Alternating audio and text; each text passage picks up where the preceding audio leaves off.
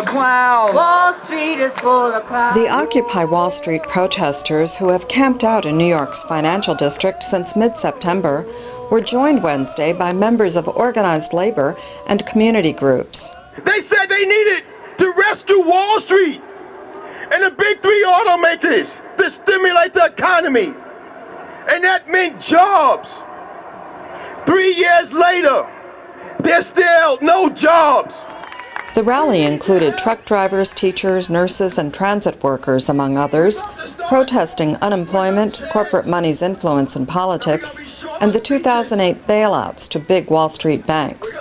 Bruce Hamilton is president of Local 1700 of the Amalgamated Transit Workers. We want to have a decent life. We want to save our planet. We want to have the right to decent transportation, clean air and water, and and a decent standard of living. And that's being taken away from us by Wall Street, and that's why we're here.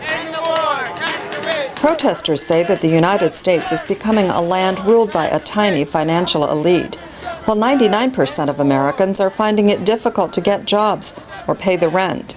Sandra Falwell is an organizer with the Nurses Union.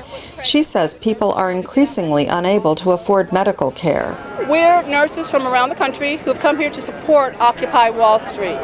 As you've probably heard from our movement, we are now saying that Wall Street has sold us out.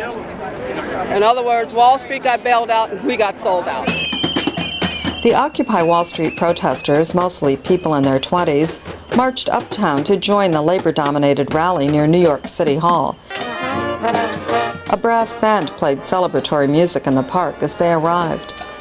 As the protests continue and spread to other U.S. cities, several Democratic members of Congress issued statements of support, and college students around the country staged walkouts in support.